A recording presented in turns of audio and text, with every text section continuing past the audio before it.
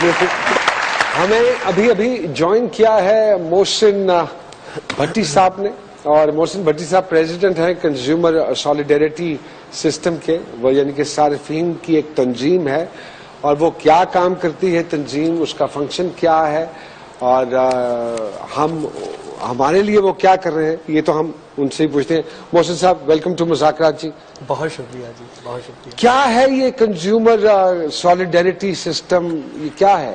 سر دیکھیے کہ ہم سب کنزیومر ہیں، جو بچہ ماں کے پیٹ میں ہوتا ہے وہاں سے لے کر قبر تک ہر انسان کنزیومر ہے، اس کے کچھ رائٹس ہیں جی۔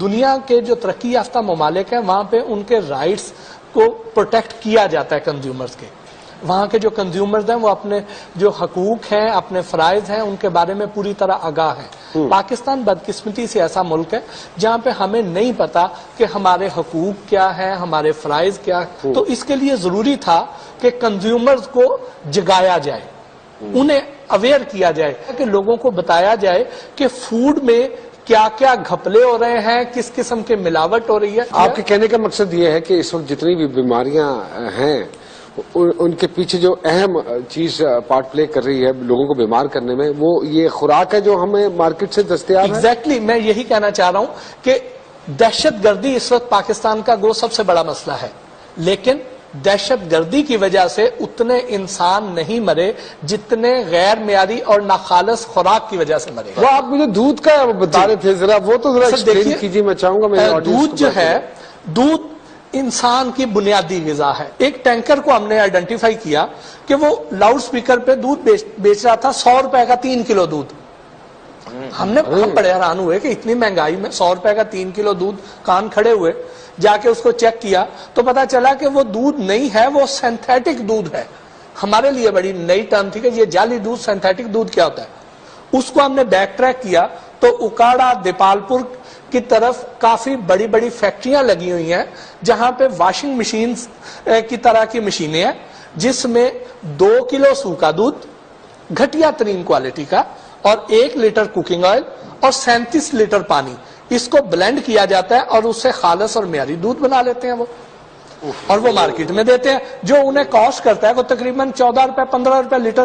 اس کے بعد وہ جتنا بھی اوپر بیچ لیں وہ ان کا منافع ہی منافع ہے۔ سب سے جو بنیادی غلطی کرتا ہے وہ ہمارا فارمر کرتا ہے۔ آپ کا پروگرام ماشاءاللہ بہت زیادہ دیکھا جاتا ہے، اس کے توسط سے میں ان کسانوں کو بھی یہ پیغام دینا چاہوں گا کہ جو بھینسوں کو، گائے کو جو دودھ نکالنے کے لیے جو ٹیکا لگایا جاتا ہے وہ قطعاً ٹیکا نہ لگائیں، وہ آکسیٹوسین ہے، وہ ہارمونز ہیں، سٹیرائڈز ہیں، جو بھینس کو آرٹیفیشلی سٹیمولیٹ کرنے کے لیے لگائے جاتے ہیں۔ اس سے نہ صرف بھینس کی عمر کم ہو جاتی ہے بلکہ اس کو جو کنزیوم کرتے ہیں ہمارے گردے، آئی سائٹ، میموری لاس، اس طرح کے بہت ساری چیزیں ہمارے ساتھ بھی وہ ہوتی ہیں۔ اچھا، اب وہاں سے جب دودھ آیا، دودھ کی لائف ہوتی ہے 1.5 سے 2 گھنٹے، 1.5 سے 2 گھنٹے کے درمیان اگر دودھ کو ٹھنڈی جگہ پہ محفوظ کر لیا جائے تو دودھ بچتا ہے، ادروائز اس میں موجود بیکٹیریا ایکٹیو ہوتا ہے اور دودھ پھٹ جاتا ہے۔ اس کو پھٹنے سے بچانے کے لیے اس میں فارمولین کے ڈراپس ڈالے جاتے ہیں۔ میرے وہ دوست جو میڈیکل سائنس سے تعلق رکھتے ہیں انہیں بھی یقیناً پتا ہوگا کہ فارمولین وہ دوائی ہے جب لاش کا پوسٹ مارٹم کیا جاتا ہے تو روئی کے ساتھ ان سٹیچز پہ لگا دیا جاتا ہے تاکہ ڈکے کا عمل رک جائے، گلنے سڑنے کا عمل رک جائے۔ پرانے زمانے میں جو لاشوں کو حنوط کیا جاتا تھا وہ فارمولین سے ہی کیا جاتا تھا۔ اس کے بعد دودھ ڈیری پہ آ جاتا ہے، وہاں پہ اس سے کریم نکال لی جاتی ہے۔ کریم نکال کے جو بھینس کا دودھ ہے اس میں کریم ہوتی ہے کہ 5% 6%، جو دیا جاتا ہے وہ 3.5% کا دیا جاتا ہے، لیکن نکالی ایک بار ساری جاتی ہے، ساری نکال لی، پیچھے کچی لسی بچ گئی۔ اس کو دودھ کی شکل میں واپس لانے کے لیے اس میں انڈسٹریل فیٹ ایڈ کی جاتی ہے۔ انڈسٹریل فیٹ امپورٹ کی جاتی ہے سیکنڈینیوین کنٹری سے، جو گھوڑے کی بھی ہو سکتی ہے، مگرمچھ کی بھی ہو سکتی ہے، سور کی بھی ہو سکتی ہے۔ اب وہ اس میں ملائیں گے۔